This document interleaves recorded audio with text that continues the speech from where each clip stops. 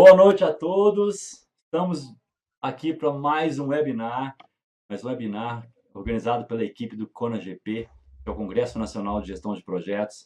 E é um prazer novamente ter todo mundo aqui com a gente. Até o evento, só lembrando que até o evento nós vamos ter uma apresentação por semana. Então, semana que vem tem mais uma apresentação, mais um webinar. Eu vou disponibilizar no finalzinho para vocês saberem qual o tema, quem vai palestrar. E na semana seguinte, uma semana antes do CONAGP, nós vamos ter dois webinars, um na terça-feira e um na quinta-feira. E lembrando que todos os webinars dão direito ao certificado, tá? Assista o vídeo todo, assista todo o webinar. No meio do webinar vai ter um número, e esse número você tem que informar no e-mail quando solicitar o certificado, tá? É a garantia que a gente tem que você assistiu, tá? essa palestra, para dar mais veracidade, para dar mais confiança no certificado emitido pelo CONAGP, ok? E nós estamos aqui hoje com o mestre Guilherme Lima, que vai falar para a gente sobre gestão do conhecimento e aprendizagem organizacional em projetos, que é um tema maravilhoso e que só tem a contribuir, não é isso, Guilherme? Ô, Wagner, muito obrigado pelo gentil convite de participar desse esquenta, né, para o segundo CONAGP. Isso. Tá? E foi para mim um motivo de muita alegria e satisfação receber esse convite. E boa noite também a todos os presentes, conectados aqui pelo link, né, para que a gente possa fazer esse bate-papo ao vivo, né, com um webinar sobre um tema realmente muito interessante. Eu particularmente gosto muito dele, e ao qual eu tenho dedicado os últimos anos da minha carreira, né, de forma mais intensa, mas já vim trabalhando com ele já tem um certo tempo. Ok. Então, gente, fiquem à vontade. Vou passar o comando do webinar para o nosso mestre Guilherme Lima. Todo seu, Guilherme. Ok, pessoal, vamos aqui compartilhar a tela do lado de cá.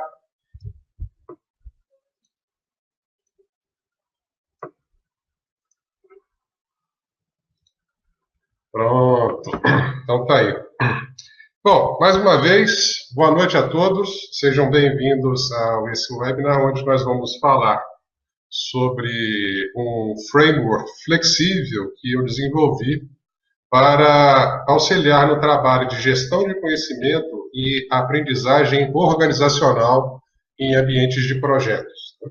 Esse aqui que vocês estão vendo na tela é o símbolo do modelo, né? Chama-se do framework ECO, né, de Elos de Conhecimento Organizacional, e eu vou descrevê-lo ao longo aqui do nosso bate-papo. Tá? Só para falar um pouquinho a meu respeito, tá? Eu tenho já certificação PMP desde 2003, e, assim, vamos dizer assim, das primeiras gerações de PMPs aqui do Brasil, teve um pessoal que certificou no finzinho dos anos 90, 98, 99, e em 2002 eu comecei a trabalhar como voluntário no PMI Rio de Janeiro, e onde eu cheguei, inclusive, a atuar como vice-presidente de filiação nos anos 2006 e 2007.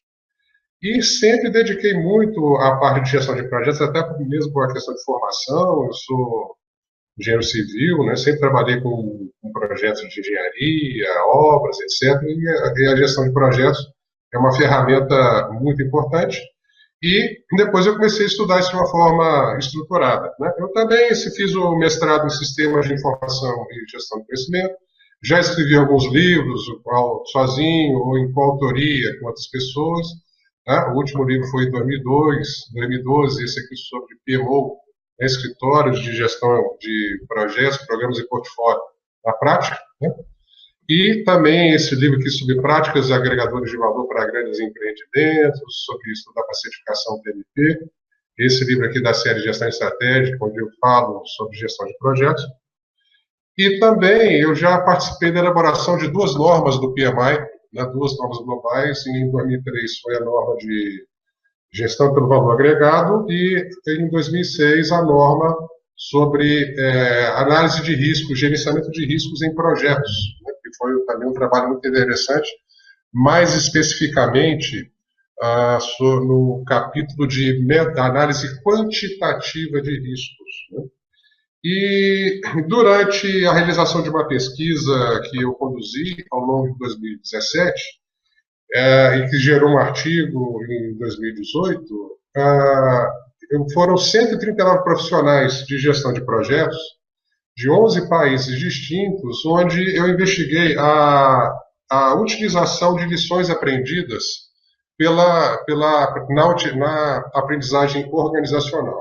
E o resultado assim, muito interessante e que realmente mostrou algo que a gente sempre percebia conversando com as pessoas, é que quase não se é feita a reutilização das lições aprendidas no ambiente de projetos, né? Então, assim, isso ficou uma sinalização muito forte de que as organizações elas não adotam modelos e práticas de aprendizagem organizacional. Ou se, né, elas adotam, esse modelo ainda não está entregando valor. E deixar claro que foram as organizações, que eu me refiro, as que participaram dessa pesquisa. Tá? Mas como os dados foram muito interessantes, de certa forma a gente pode pensar em generalizar isso em relação aos outros. Né? E nessa pesquisa, em dezembro de 2018, eu publiquei esse artigo aqui na revista JEP, da Universidade Uninove, que é uma revista acadêmica muito importante na comunidade de gestão de projetos. E agora, em fevereiro, na última edição, né, da revista Project Design Management, também, eu publiquei esse artigo, mais especificamente sobre o modelo em si, e nós vamos falar sobre ele agora. Tá? Eu gosto sempre de fazer uma provocação que eu tive acesso a ela através das minhas pesquisas, onde diversos estudiosos sugerem que assim, uma parte muito significativa das organizações que empreendem projetos que elas não colocam nos seus projetos, além de daquelas metas de prazo, custo, qualidade, satisfação de cliente, etc., metas relacionadas à parte de aprendizagem organizacional. E a aprendizagem organizacional, pessoal, é uma coisa distinta de coleta de lições aprendidas. A coleta de lições aprendidas, que é um tema muito em voga, ela é uma tarefa importante, mas ela não é tão ampla quanto a aprendizagem organizacional.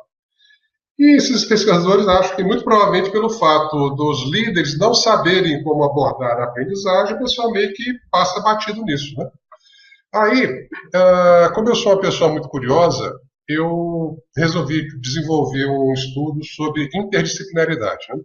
O que é isso? É para mim entender o que o pessoal que estava publicando, escrevendo e desenvolvendo novas ideias em relação à parte de gestão de conhecimento, aprendizagem organizacional e gestão de projetos, assim, quais fontes essas pessoas estavam utilizando e quais áreas que esses estudos estavam sendo publicados. Aí eu utilizei um método criado por um professor holandês chamado Leidesdorp, onde ele apresenta esse mapa duplo aqui, né? Do lado direito são as áreas onde os artigos são publicados e do lado esquerdo são as áreas de que o pessoal que publicou foi buscar informação. Tá? Esse aqui é o mapa que na realidade, cada lado desse aqui é a representação das 232 áreas que a ciência tem atualmente. Então, eu peguei as informações de quase 2.000 documentos que tratam de gestão do conhecimento e gestão de projetos, e o software desenha essas linhas aqui que mostram de onde, aqui as áreas onde os artigos, os documentos foram publicados, e onde que as pessoas foram buscar, né? Quais fontes as pessoas estavam buscando conhecimento, em quais fontes as pessoas estavam bebendo.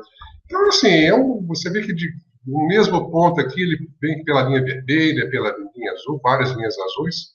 Só que isso é muito bonito, mas quando a gente realmente faz um outro detalhamento, a gente verifica que os fluxos de conhecimento mais intensos, eles são representados por essa linha vermelha aqui mais próxima e a linha azul mais próxima. Eles saem exatamente das áreas de matemática, economia e saúde, e meio que migram aqui para a parte de psicologia, educação e ciências sociais. Né? E, assim, a interpretação, o insight que eu tive ao ver esses dados, foi exatamente a representação da valorização do ser humano, da pessoa, né? E a gente sabe, inclusive, que tem muitas pessoas hoje em dia que adoecem no trabalho. Então, talvez seja uma ideia também de melhorar as condições de trabalho, as pessoas tenham maior prazer e realmente as organizações terem uma performance superior. Tá? Mas aí, vamos falar agora rapidamente de alguns conceitos que eu preciso estabelecer uma linha de base bem rápida para que a gente possa aprofundar um pouquinho mais quando formos falarmos especificamente do modelo em si. Tá? Bom, eu gosto muito dessa definição de projetos aqui, da Associação de Gerenciamento de Projetos do Japão, onde eles trazem para a definição coisas muito importantes, como aqui a criação de valor, ou seja, um projeto de empreendimento de criação de valor, e, né, baseado em especificidades, aquele fato assim, de todo projeto ser praticamente único, né, completado no prazo e restrições, e inclui recursos e circunstâncias externas, né, ou seja, eles estão matriculando aqui na definição de que é um projeto, muitas vezes algo esquecido pelos agentes de projeto, é que são as circunstâncias externas sobre os quais normalmente a gente tem pouco ou nenhum controle, né? E isso, de certa forma, prejudica a entrega do projeto dentro, às vezes, do prazo acordado. A gente tem ainda, infelizmente, um histórico bem complicado de sucesso nos projetos. Agora, a gestão do projeto, né? Eu gosto também dessa definição aqui do IPMA, onde ele fala que ela é um método preeminente para implantar a mudança no mundo. Né? E como preeminente é uma coisa assim, importante, de destaque, etc. Né? E inclui, né, dentro desse esforço, a aplicação de métodos, práticas, ferramentas, né, para que o projeto atinja as metas e inclui integração pelas diversas fases do seu ciclo de vida. Mas aí eu tenho aqui também, como nós vamos falar de gestão de conhecimento, vou falar rapidamente aqui sobre alguns aspectos relacionados ao conhecimento, né? E quando a gente olha pela dimensão de um ser vivo, né, a gente fala aqui que o conhecimento é uma estrutura de informação testada e sobrevivente, né, e avaliada, que pode ajudar esse ser vivo, né, a resolver problemas e se adaptar. Mas quando a gente traz isso para o contexto das organizações, das empresas, né, a própria norma ISO 30401, né, finzinho do ano passado, sugere que o conhecimento é um intangível e complexo, né, que realmente ele surge essencialmente da experiência humana, né, e é uma fonte-chave de valor para as organizações, né, e o que acontece? A boa aplicação desse conhecimento tem um impacto direto, né, no desempenho da organização. Agora, a gestão do conhecimento, né, que é exatamente o nível acima, a gente pode definir também como a disciplina focada de como que as organizações criam e utilizam esse documento, esses conhecimentos. Por quê? Né? As mudanças que hoje em dia todos nós estamos expostos, novas tecnologias, novas tendências, novas políticas, novas práticas, fazem com que a necessidade que as organizações têm de se adaptar a esse novo ambiente, um novo tipo de cliente, etc., ela passa a ser uma adaptação cada vez mais rápida. Então, é super importante que as organizações elas tenham agilidade e velocidade na criação, até mesmo deliberada, de novos conhecimentos, para que isso seja realmente uma fonte de valor e que ela consiga, né, não só se manter viva, como também obter vantagem competitiva.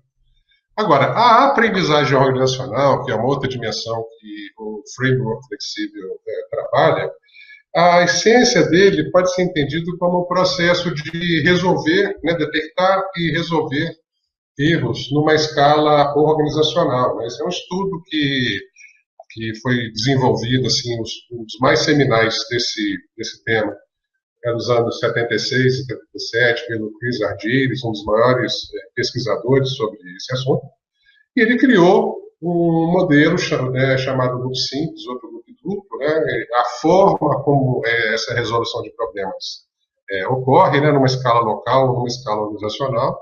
Isso aí, até hoje, influencia a forma como as pessoas estudam e colocam para funcionar suas práticas.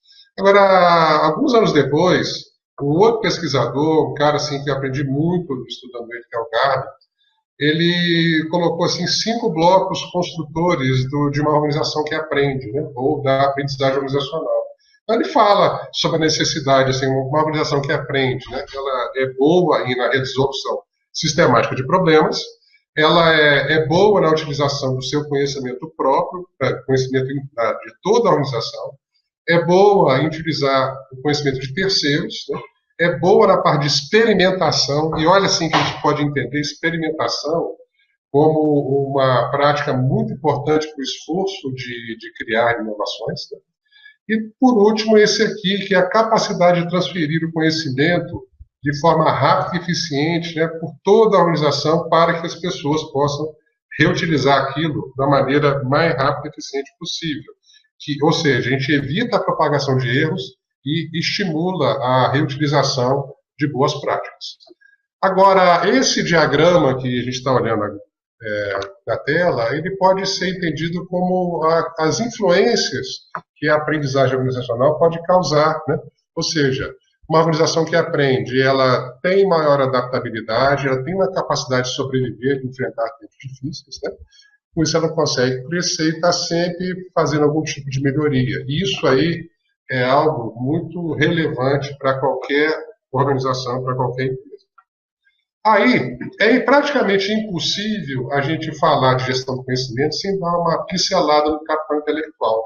Porque quando a organização aprende, na realidade, ela está causando um efeito positivo e importante no seu capital intelectual. Mas o que é o capital intelectual?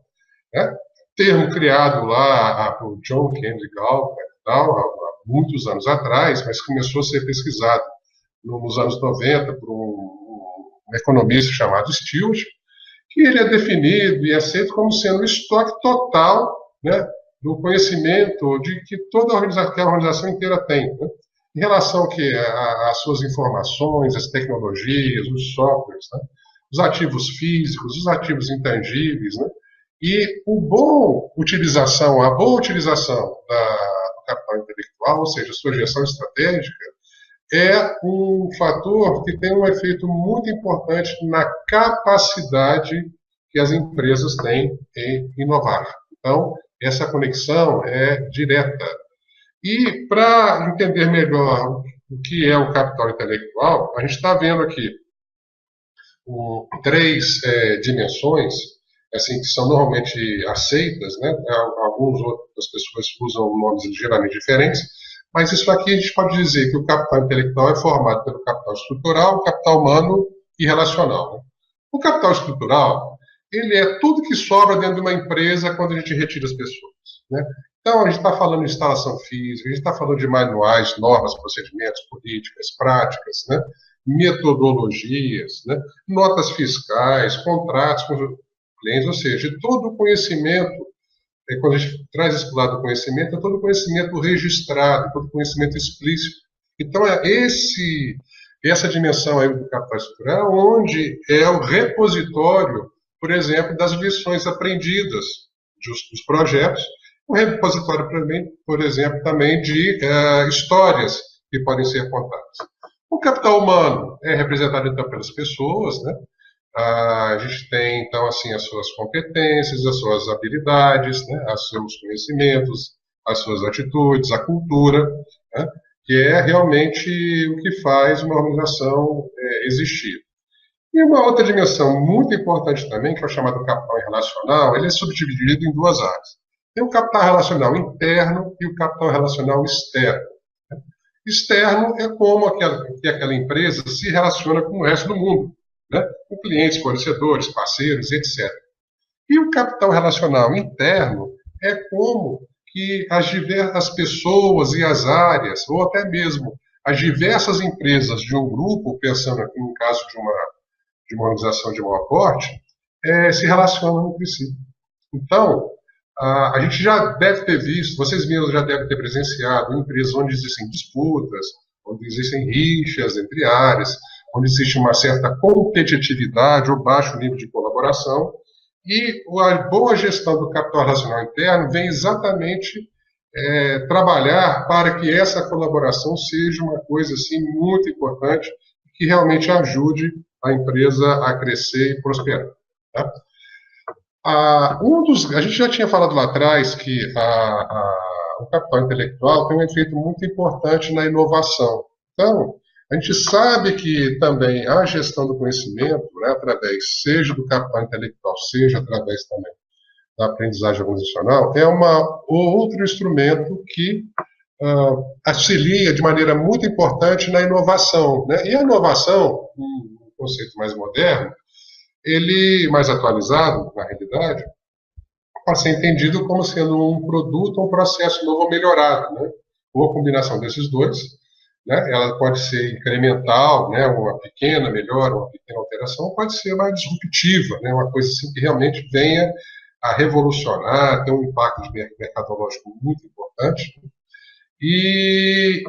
Mas eu ainda gosto de trabalhar com um outro conceito aqui do Schumpeter, onde ele estabelece assim, 4 princípios para a inovação. E às vezes as pessoas, de maneira equivocada, acham que inovação é criar, sei lá, um telefone transparente que flutua na frente da pessoa, que lê pensamento. Bom, com certeza isso é uma inovação. Mas quando uma empresa ela muda um processo interno para resolver algum tipo de problema, para implementar algum tipo de melhoria, isso também é uma inovação. Na forma como ela trabalha, na forma como ela produz, na forma como ela funciona. Né? Também, normalmente, as inovações são mais visíveis em relação aos produtos que aquela empresa entrega. Né? Uma nova linha de equipamentos, uma nova linha de material, né? De uma roupa, de um utilitário qualquer. Né? Mas isso tudo normalmente é acompanhado, né? Ou muitas vezes é acompanhado pela mudança de paradigma, ou seja, a forma como a organização se enxerga, como que ela passa a querer trabalhar, que tipo de mudança cultural ela quer implementar, e isso normalmente está relacionado à posição em relação ao contexto mercadológico, de produtos e serviços. Vamos abrir uma linha nova, vamos fechar essa linha aqui, vamos, por exemplo, implementar começar a trabalhar num novo segmento, né?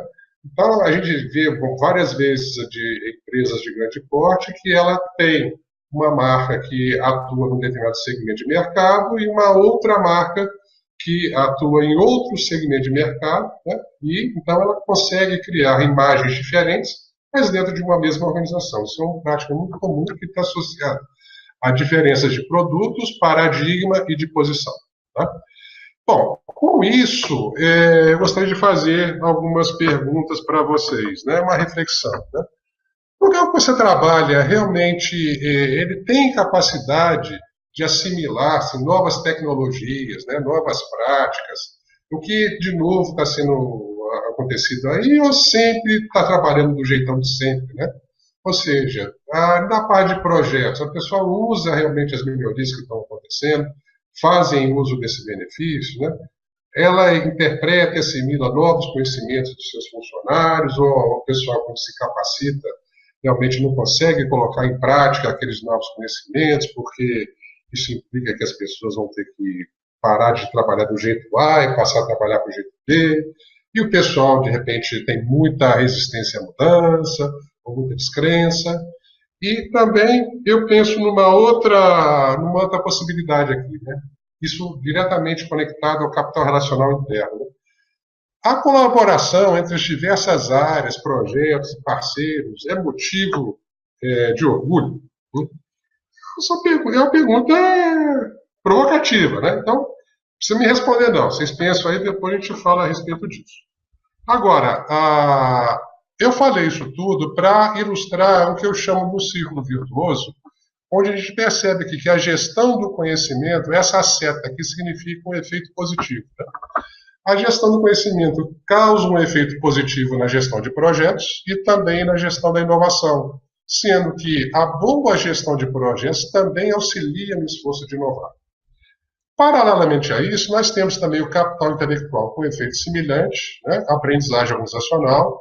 Então, a gente percebe que esses 3 aqui, o capital intelectual, gestão do conhecimento e aprendizagem organizacional, eles se influenciam entre eles próprios, eles também são antecedentes importantes da gestão de projetos e da boa inovação. E quando isso acontece, a gente começa a perceber a entrega de valor, a melhora que ocorre no ambiente de trabalho, na forma de fazer as entregas, na performance organizacional. Isso é visível, sabe? Isso é uma coisa clara. Só que quando essa percepção ocorre, a grande maioria das empresas fecha esse ciclo e retroalimenta e passa a investir e querer mais do que está funcionando bem. Então, a gente cria esse chamado círculo virtuoso, né? Então, nós temos os conhecimentos, né, sendo utilizados em favor da organização, entregando valor e colaborando para o desempenho organizacional superior. Tá. Agora, a pergunta, né, como é que a gente consegue alavancar isso que nós estamos vendo aqui na tela? E, então, foi nesse momento, para responder essa pergunta, que eu conceituei o framework ECO, né? São elos de conhecimento organizacional para ambiente de projetos. Né? E por que ele tem essa conotação para o ambiente de projetos? Como todos nós sabemos, mesmo aqueles projetos que agarram, tipo obra de igreja, mas eles um dia têm um fim. Então a gente sabe que a natureza temporária dos projetos, né? Eles têm começo, meio e fim, eles implicam no surgimento, na ocorrência de barreiras à aprendizagem organizacional distintas, né? Elas são diferentes das que existem, que ocorrem em organizações permanentes. Então, pensando nisso, eu elaborei esse framework, né, para que a gente pudesse combinar as práticas de gestão do conhecimento e aprendizagem organizacional, métodos e os conhecimentos e conceitos, ao contexto dos projetos, para exatamente poder também tratar dessa natureza temporária. Né? E eu chamo ele de um framework flexível por alguns motivos. Primeiro, que ele é feito num nível mais alto, então tanto faz se aquela organização trabalha com projetos preditivos ou waterfall, né? Projetos lean ou, né, a chamada gestão enxuta, e os projetos ágeis, né, ou qualquer combinação desses, não tem problema. O modelo, né, o framework, ele é aplicável. Né? E, com isso, essa aplicabilidade é através dos instrumentos que vão ser mostrados para vocês, que o framework propõe, que vão auxiliar, né, através da aplicação desses elos, na estimulação, né, da criação, captura, registro, compartilhamento e reutilização do conhecimento desenvolvido. Aonde? Né? Na execução dos projetos ou na própria gestão dos processos organizacionais que têm um suporte, uma conexão com a execução dos projetos. E por que isso? Né? Porque a gente sabe que evitar a recorrência de erros, né, e reaproveitar boas práticas é algo muito importante, pois traz um impacto positivo na criação de valor. Assim, pessoal, vamos ao modelo em si. Ele tem 3 dimensões que são representadas pelos elos. Processos, projetos e tecnologias. São 2 ciclos, um ciclo planejar e um ciclo aprender. E 17 macroprocessos. Qual que é a cara, então, do framework? Essa aqui. Ó. Nós temos os 3 elos, né? Processos, projetos e tecnologias. E, com isso, nós podemos, então, perceber que os processos, quais são os processos que a organização quer priorizar, quais são os projetos que a equipe tem maior afinidade, maior capacidade de trabalhar com o novo e realmente aprender e reproduzir esse conhecimento depois, e as tecnologias no sentido de quais são os saberes que aquela organização precisa dominar, né, ou precisa melhorar para entregar bem os seus projetos. E esses loops aqui eu peguei emprestado lá do Chris Argyris, do Simples Loop Group. Então, essa aqui, vamos dar uma olhadinha nos ciclos do elo processos. Né? Quais são os processos? Por exemplo, processo PMO, recurso humano, compra, engenharia, logística, contabilidade, marketing, assim por diante. São os processos organizacionais. Ele tem um ciclo planejar e um ciclo aprender. Né? Na parte de projetos também tem o ciclo planejar e aprender. E, por último, nas tecnologias, o ciclo planejar e o ciclo aprender. Ou seja, tem esse aqui que é o formato, a grande visão do framework ECO. Né? Agora, vamos dar uma olhada na instrumentalização que cada um desses ciclos propõe. Então, quando a gente olha aqui no elo processos, nós temos um ciclo planejar e o aprender, e esse planejar aqui é tomar algumas decisões, fazer algumas perguntas difíceis para que a gente alavanque a entrega de valor lá no final. É como se fosse um efeito dominó. A gente começa a fazer um movimento aqui, ele vai refletir ali na frente, e assim por diante, até a gente conseguir chegar nos objetivos traçados a partir de uma estratégia que tem que ser muito bem definida e comunicada. Agora, pessoal, por favor, estratégia com 150 páginas, isso não funciona. Tá? Na maioria dos lugares, não precisa ser uma estratégia tão grande, tão elaborada. Normalmente, 5 ou 6 perguntas inteligentes, bem respondidas, dá o direcionamento de onde que a organização, para onde que ela quer correr, por que ela quer correr para aquele lado, e quais são os critérios de sucesso. Na sequência, a gente tem aqui o macroprocesso PC2, que é planejar a cultura, governança e tecnologia da informação e comunicação. Por quê? Um dos principais problemas, das maiores dificuldades, que é de implementar a gestão do conhecimento e a aprendizagem organizacional, é exatamente criar a cultura do compartilhamento. Por isso que muitas organizações falham, pois normalmente nas empresas de médio para grande porte, é a gerência média que é responsável por influenciar e direcionar a cultura. Certo? A governança é a capacidade de acompanhar as entregas, a responsabilizar as pessoas, reconhecer as pessoas, e as ferramentas de tecnologia de informação e comunicação são um suporte muito importante. Mas não podemos fazer isso para a empresa como um todo, tem que priorizar algum processo. E essa é uma decisão relacionada à estratégia da organização, né? Ou seja, o que eu preciso ficar bom, né? Estabelecer padrões de qualidade e indicadores, pode usar os que existem no mercado, ou criar específicos para o contexto da organização que você trabalha, e nós temos também que capacitar as equipes nos métodos e práticas de gestão de conhecimento e aprendizagem organizacional, de forma que eles sejam capazes de começar a colocar esses métodos para funcionar, começar a ter dúvida, errar e reaprender e assim por diante. É assim que faz. Aí nós temos o ciclo aprender, né, que a gente tem 2 macroprocessos. Analisar indicadores e fazer análise retrospectiva e replanejar. E eu recomendo aqui, numa etapa inicial, numa periodicidade, uma vez a cada 4 a 6 meses. Por quê?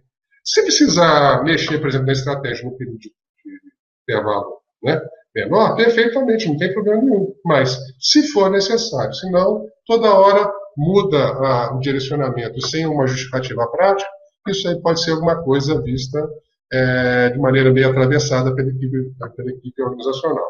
Okay? Então, a essência disso, do planejar, é como nós vamos inserir as novas atividades e as novas demandas na rotina operacional daquela equipe de processos. Analogamente, a gente já tem que pensar que, sem governança ativa e sem metas de aprendizagem organizacional, muito provavelmente aquela empresa vai ter dificuldade de medir os seus resultados e saber, o antes e o depois, o que efetivamente melhorou ou não. Então, mesmo tendo algum aspecto de intangibilidade, né, é importante que a gente meça o antes e depois para medir a eficiência e eficácia do esforço. Agora nós estamos olhando aqui o elo projetos, está vendo na figurinha aqui a parte central, que também tem 2 ciclos, planejar e aprender, só que os macroprocessos aqui eles são diferentes. O que é o criar o BA? Né? O BA é um termo criado pela filosofia japonesa, né, que diz respeito a um espaço virtual, um espaço mental ou um espaço físico no qual as pessoas sejam estimuladas a deixar de lado todas as suas premissas, todos os seus preconceitos, etc., e se exponham a situações novas. Inclusive, isso produz uma aprendizagem muito grande. Compartilhamento de informações, e é traduzido esse termo para o português como sendo um contexto capacitante. Criar um espaço mental na cultura japonesa pode fazer muito sentido, na nossa nem tanto. Então vamos pensar mais um pouco aqui para espaços virtuais e espaços físicos.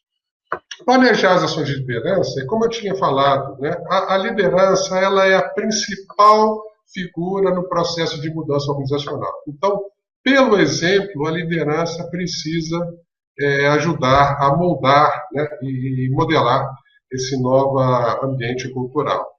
Capacitar as equipes de projetos em práticas e métodos de gestão do conhecimento, né, estabelecer as práticas com parceiros e fornecedores é um ponto muito importante, porque normalmente no esforço de fazer a gestão do conhecimento, parceiros e fornecedores que são super necessários para que os projetos funcionem bem, né, atingem suas metas, eles às vezes são ignorados.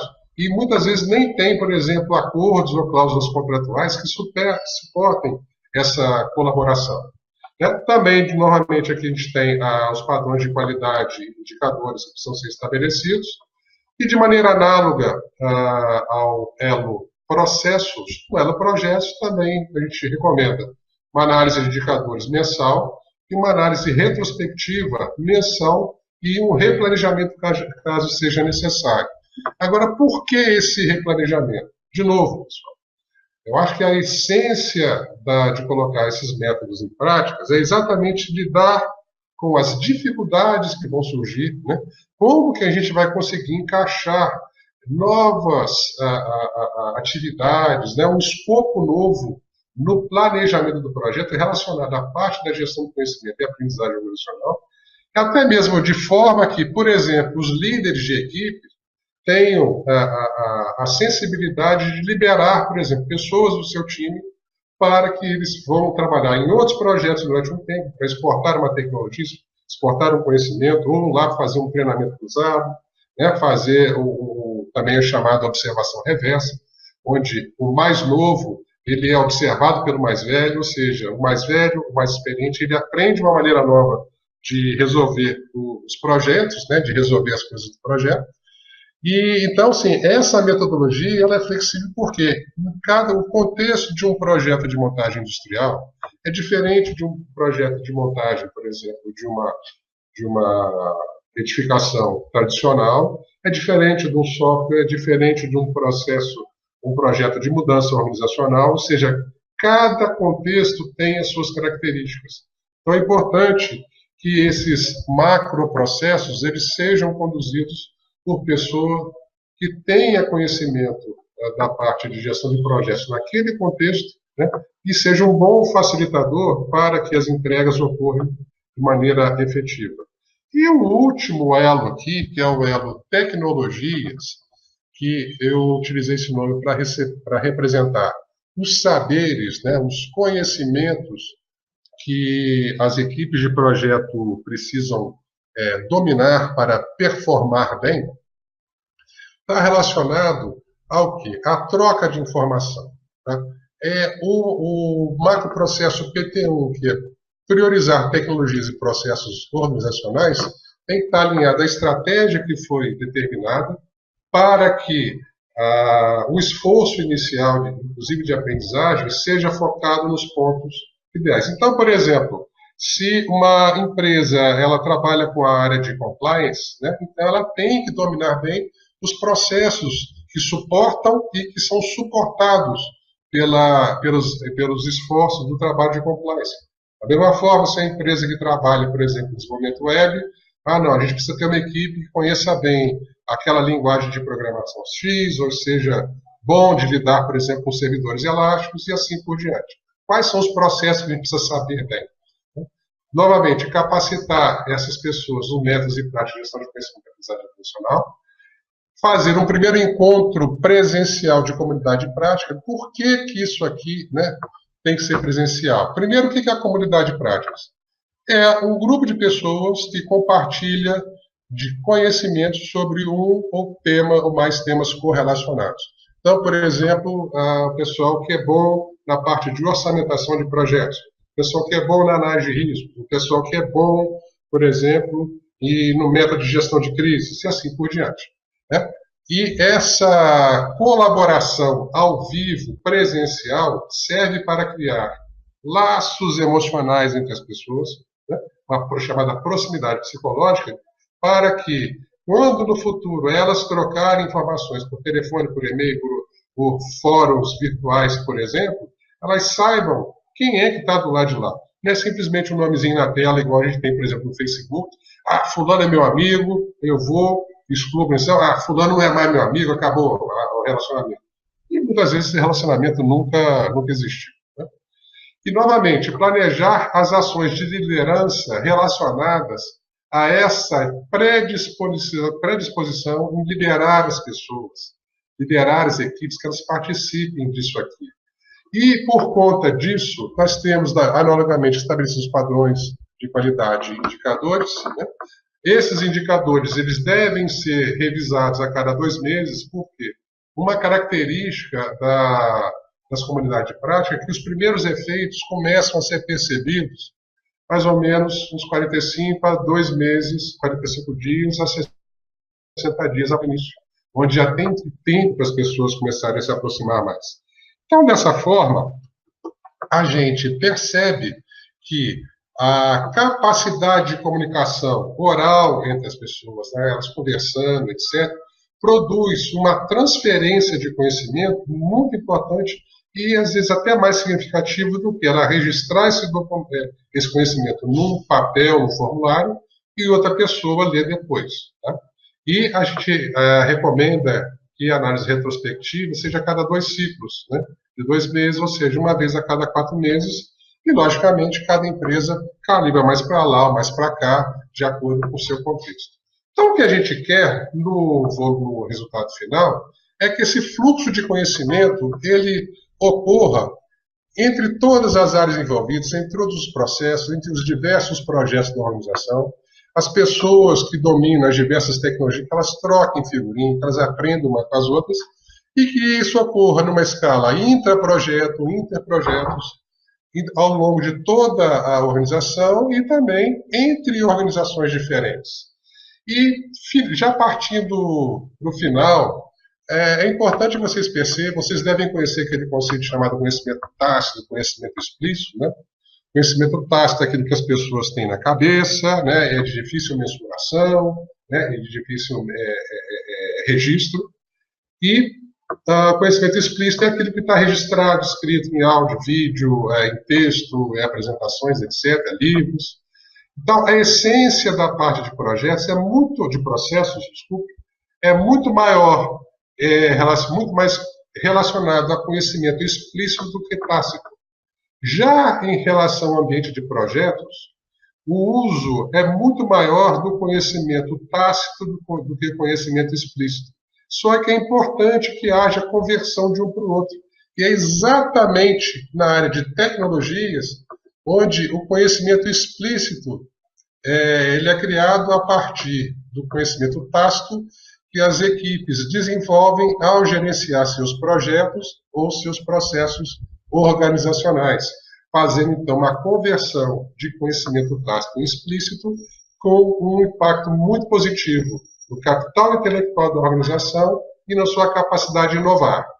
E, como penúltimo slide aqui, né, vocês estão entendendo agora os 3 elos, né, de onde vieram esses 3 elos aqui, né, e a entrega de valor, né, perceptível através de um desempenho organizacional superior que finaliza com esse símbolo que são os 3 elos, processos, projetos e tecnologias, com o desempenho superior, certo? Então, eu agradeço a todos, né, até esse momento, e a gente vai agora abrir espaço, né, para quem quiser fazer perguntas, né, fique à vontade, estou aqui à disposição de vocês. É isso aí, Guilherme, isso aí, maravilhoso, maravilhoso mesmo. Opa, enganei bem? Vai. Oh, foi lindo, cara, foi lindo. Eu acho o seguinte, eu tenho um prazer tão grande de conversar com pessoas, de trazer pessoas que têm o prazer de compartilhar conhecimento, né? É uma coisa que em todos os meus treinamentos, seja em qual área seja, eu sempre falo, aprenda o máximo que você puder aprender e depois repasse isso aí. Por quê? O conhecimento que você não absorve do nada. Você adquiriu algo de outros autores e começou a juntar fazendo as suas teorias.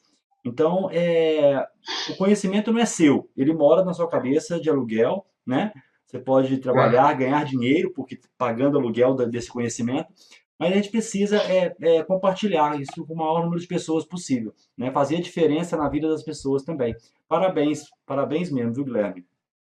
Muito obrigado. Fico muito feliz aí pelo seu feedback. Isso, e nós temos algumas perguntas aqui, deixa eu começar, eu fui anotando, vou pela ordem Ok. que foram aparecendo, tá? A Gabriela, Perfeito. a Gabriela perguntou, como medir a aprendizagem organizacional?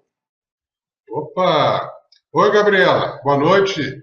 Obrigado pela pergunta de US$ 1 milhão.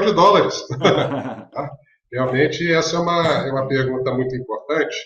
E o que ocorre? A gente pode fazer, num primeiro momento, Gabriel, o uso de indicadores de esforço e depois o uso de indicadores de resultado, né? Todo indicador, para ele ser bem elaborado, tá certo? Ele precisa, de alguma forma, estar associado a algum parâmetro de performance. Então, especificamente sobre a aprendizagem organizacional, a gente pode utilizar, por exemplo, a partir do momento que a gente tem uma ferramenta adequada, né, que normalmente é importante a gente ter em mente que o que faz a gestão do conhecimento e a aprendizagem organizacional acontecer não é o ferramental, é a cultura e a atitude das pessoas. Em quê? Em compartilhar e também seguir os procedimentos e as recomendações. Então, quando as pessoas seguem essas recomendações, esses procedimentos, e a ferramenta é adequada, a gente consegue medir, por exemplo, a quantidade de vezes que uma determinada lição foi aprendida, a quantidade de vezes que um determinado tema foi pesquisado e não foi encontrado. É muito comum, às vezes, você perceber, quando você entrou, por exemplo, no site da Microsoft para resolver um bug no Excel.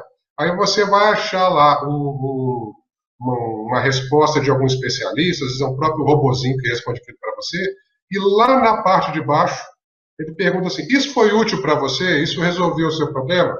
Ou seja, a partir do momento do cruzamento de diversos dados e de diversas fontes, até mesmo pela quantidade de cliques de mouse que a gente tem num determinado tópico, né, por exemplo, a relação a como proceder para processar a devolução de uma mercadoria que um cliente teve ou que não foi entregue pelo transportador. Ou seja, perguntas simples às vezes para uma pessoa, mas para uma outra área da organização pode ser um verdadeiro pesadelo, tá certo?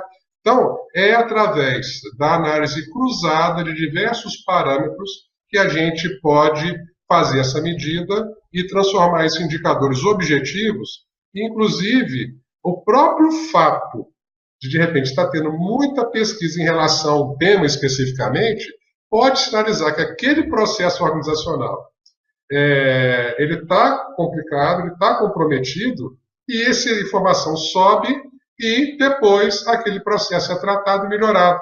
Você está vendo como que as coisas às vezes vão, uma causando um efeito dominó?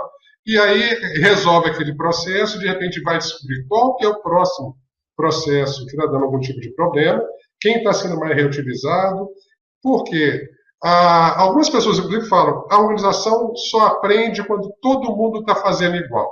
Tá? Não vamos ser tão radicais, mas é uma curva de aprendizado e o caminho, ele às vezes pode ser um pouco mais longo, mas com a cultura, com governança e com suporte da gestão alta, inclusive da gestão média, a gente chega lá. Obrigado, Gabriel. Excelente pergunta. Bacana. Vamos lá para a próxima. O Fabiano, ele pergunta, eu entendi que é uma pergunta, mas em relação ao aprendizado organizacional, seria controlado por setores?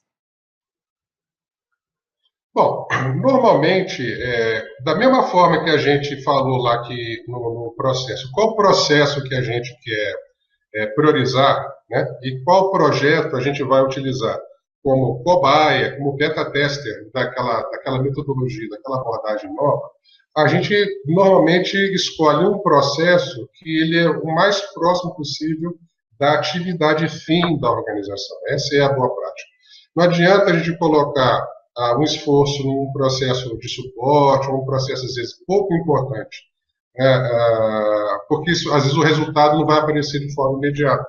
Então, a sensação de que a percepção de valor não está sendo boa, fica aumentada, tá certo? Então, o que estimula a gente a continuar com esse trabalho é exatamente a percepção de valor. Então, por isso que nas etapas iniciais é importante que a gente meça isso por determinadas áreas, por exemplo, para o pessoal de suporte ou para o pessoal, por exemplo, que faz a correção de bug do sistema, ou, por exemplo, da turma que faz o trabalho de logística. Tá? Então, é importante que isso meça por setor nas etapas iniciais e, a partir do momento que se resolve expandir o processo de aprendizagem e gestão do conhecimento para outras áreas, tá? Isso começa a ser naturalmente expandido e, assim, a gente, mais cedo ou mais tarde, institucionaliza a cultura por dentro de toda a organização e todo mundo vai sair beneficiado.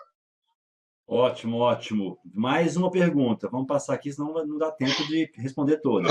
Opa! O Paulo perguntou: como conseguir que as pessoas criem interesse pela GC nas empresas? Opa, também é uma outra pergunta muito legal, né? Essa cultura de fazer exatamente o compartilhamento, ela parte primeiro, tem que seguir pelo exemplo, né? As palavras motivam, mas o exemplo arrasta, né? Tem uma frase, eu não sei quem disse isso, mas é uma frase muito importante. Então, a principal ferramenta, né, que tem que ser utilizada para a criação dessa cultura do compartilhamento, que as pessoas realmente adotem as práticas de gestão do conhecimento, tem que partir da liderança. Certo? A liderança ela precisa ser treinada, capacitada, ela precisa ter metas relacionadas a esse esforço, e a partir disso, as pessoas começam a perceber, começam a ser medidas, começam a ser avaliadas também pelo nível de colaboração, por exemplo, o esforço de gamificação, o reconhecimento, tá? O reconhecimento ainda é a ferramenta mais importante para causar a mudança nas pessoas, e quando elas percebem também que o trabalho e a entrega que ela está realizando causa um efeito positivo e está sendo percebido e reconhecido, tá certo? Então, é um misto entre postura da liderança, no sentido de criar um ambiente favorável à mudança de cultura, e também o esforço de reconhecimento do esforço dos colaboradores. Bacana, bacana. Então, vamos para a próxima. O Paulo Amanda. Em quanto tempo se pode esperar o aparecimento dos primeiros resultados? Ô, Amanda, aqui outra pergunta do $1.000.000. Né? A Amanda deve ser amiga da Gabriela, né? Lá da primeira pergunta. Mas não existe uma regra fixa, certo? E essa também é uma pergunta muito válida, totalmente procedente. E isso depende de diversos fatores. Um fator que costuma influenciar mais é o tamanho da organização. Organizações maiores, como a implantação de uma nova cultura na realidade, um esforço de mudança organizacional, se mudar a cultura de uma organização inteira, quando ela é grande, é maior. Uma organização menor é menos trabalhoso, tá? Ou pelo menos é menos complexo, tá?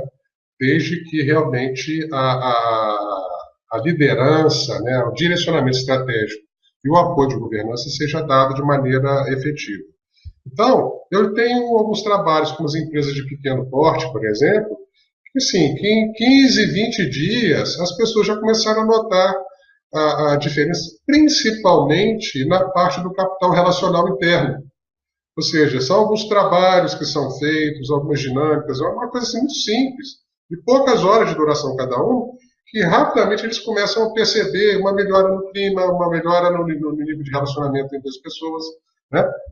O suporte mútuo, que isso é uma coisa assim, de certa forma intangível.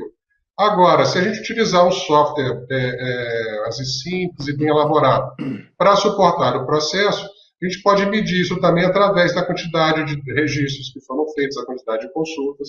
Então, é uma outra métrica também, e isso depende da disponibilidade, do valor que está sendo feito. Então, muitas vezes, o resultado mais tangível, mais visível, pelo menos, que é o software já produzindo alguns resultados, consultas e informações disponíveis, às vezes, assim, 45, 60 dias, os resultados já estão começando a ficar visíveis e já podem começar a ser medidos. Excelente, excelente. Vamos para mais uma pergunta. Amanda, enquanto tempo espera? Não, acho que aqui já finalizou. Alguém? Mais alguma pergunta? Mais alguma pergunta? Vamos esperar um minutinho. Ok. Vou até tomar uma água, vou olhar a palavra. Vamos lá, vamos lá. O Paulo perguntou: o storytelling, a narração de histórias, é uma ferramenta realmente eficiente? Olha só que outra pergunta também muito interessante. Obrigado. É Paulo, não é isso? Paulo. Obrigado, Paulo. Paulo, o storytelling, ele está muito ligado à nossa existência como espécie. Tá? Porque antes mesmo da gente conseguir ler, saber ler, nós aprendemos a falar, a ter uma linguagem. Então, assim, imagina aquela comunidade, por exemplo, de pessoas em volta na fogueira de noite contando casos, falando como é que foi a caçada, etc. Ou mesmo, muitos de nós tivemos, assim, nossos pais, mães, ou parentes, ou irmãos mais velhos, contando alguma história para a gente quando a gente era criança.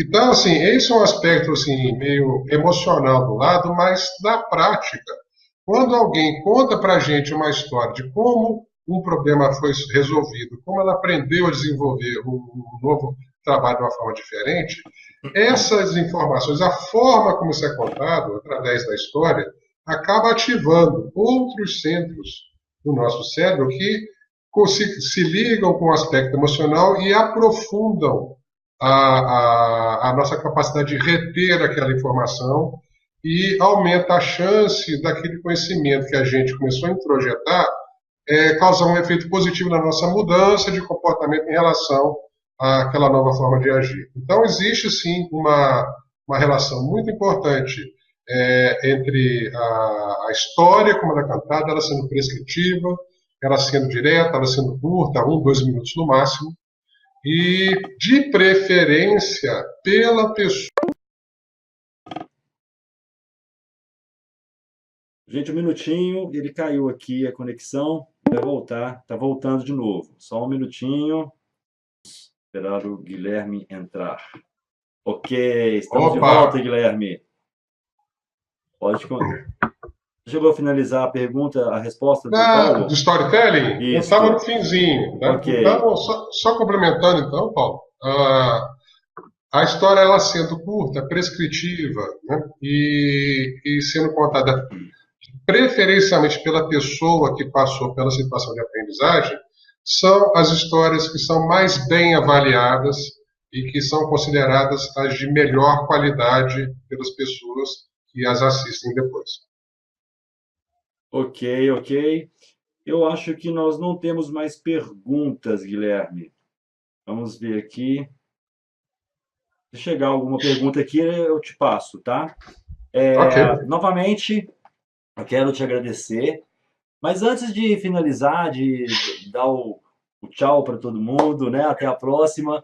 Eu quero falar sobre o Conan GP, tá? Rapidinho.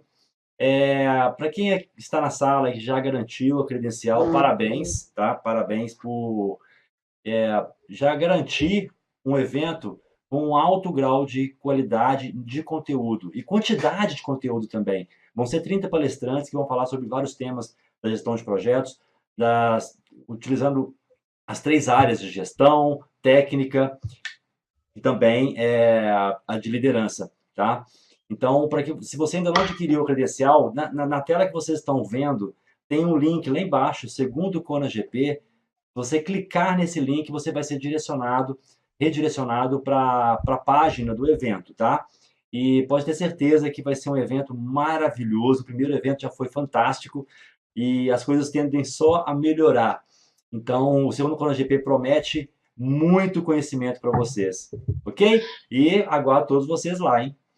Ô, Guilherme, deixa eu ver se teve mais alguma pergunta nesse meio tempo. Não teve. Eu queria que você só desse suas considerações finais para a gente despedir do pessoal. E também depois, deixa eu colocar de uma vez. Deixa eu mostrar para vocês o próximo webinar, qual é o tema, Opa! qual é o Vamos tema que lá! nós vamos abordar, tá? Então vamos lá.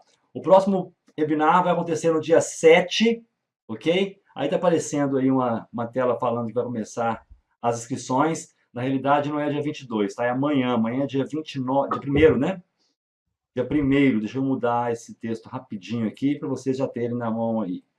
Dia 1º de março. Então amanhã, com o mesmo link que vocês utilizaram, vocês já podem fazer a inscrição para o webinar do Ricardo Átila, que vai falar sobre orçamentação de projetos de equipamentos de siderurgia. Ô, gente, é um tema maravilhoso que muita gente tem dificuldade e as práticas e a forma que ele vai explicar pode ser também repassado para vários outros segmentos. E orçamentação, eu vejo que é uma dificuldade de muitos profissionais. Tem que ser feita uma boa orçamentação para que o projeto, quando estiver executado, você não fuja muito do meio do orçamento, né, Guilherme? Oh, com certeza, Vamos com voltar aqui para o certeza. Guilherme agora. Então, quinta-feira que vem, dia 7, um novo webinar agendado. Lembrando que todos os webinars, eles são emitidos, certificados, quando o participante assiste, informa o número que aparecer, vocês viram que apareceu o número do certificado aí, e envie para a gente no contato@conagp.com.br. Vou repetir, contato@conagp.com.br. Você vai enviar o seu nome completo, porque o certificado tem que ser um nome completo, e também o número que apareceu aqui na tela, dizendo número para certificado. Combinado? Ô, Guilherme, quero deixar aqui esse finalzinho para você dar despedir do pessoal e dar suas considerações finais. Opa, eu agradeço mais uma vez pela oportunidade, né, de ter esse bate-papo aqui com você e com todas as pessoas que estão nos assistindo. Tá? Fico novamente muito feliz, né, por ter a oportunidade de expor esse modelo. A gestão do conhecimento é uma disciplina muito apaixonante, com quem eu realmente comecei a trabalhar já especificamente assim, em 2004, então já são praticamente 15 anos que efetivamente eu já venho trabalhando de uma forma um pouco mais profissionalizada, e nos últimos 4, 5, na verdade, nos últimos 6 anos, é que realmente eu aprofundei os meus estudos e as práticas relacionadas a isso no contexto de projetos. E eu vi também, assim, pude presenciar que nos projetos a dificuldade de aplicação desses métodos e dessas práticas ela aumenta porque normalmente nos projetos não é colocado no escopo nenhuma entrega relacionada a isso, certo? Os gestores eles são cobrados pelas metas tradicionais, então é até compreensível que eles não valorizem algo que eles não vão ser medidos também. Então é uma mudança de nível organizacional que precisa ocorrer para que essas coisas realmente comecem a ser executadas e comecem a entregar valor. E porque o que acontece, de maneira geral, a forma como as empresas se protegem contra a recorrência de erros é através de retenção de pessoas. Então, quando a pessoa se aposenta, se a pessoa muda de trabalho ou muda de setor, é normal ter uma perda grande. Então, através de um método como o apresentado aqui, desse framework flexível, é possível minimizar isso e colocar a organização num outro patamar de performance e depois o retorno do resultado. Se seguir os passos de maneira adequada e a empresa se esforçar na direção certa, o resultado ele é infalível. Novamente, muito obrigado a todos. Uma boa noite. Boa noite, Guilherme. E nos encontramos também lá no ConaGP. O Guilherme, o nosso contato ele foi um pouco tardio, né, Guilherme? E eu Não não tem problema, não. consegui fazer o encaixe do Guilherme no nosso ConaGP, que eu tenho certeza que ia enriquecer demais. Mas ele já está confirmado para o terceiro ConaGP. Isso já foi um acordo já preliminar, né? Que vai acontecer em Isso. 2020. Ok? E, gente, eu quero deixar aqui o agradecimento a todos os patrocinadores do ConaGP, a Project Builder, a Brisk, a Repense, a W Drummond, a Dires, a PMKB, que tem feito a ligação com vários profissionais e também com muita mídia divulgada pelas redes sociais, dando um apoio maravilhoso para o evento. E também a PM Bases, que é uma empresa de consultoria e está dando esse suporte para a gente. Então, são empresas maravilhosas e lá no site vocês podem acessar e tem um link para a página de cada uma, tá? Então, vocês podem conhecer um pouquinho mais sobre cada uma dessas empresas.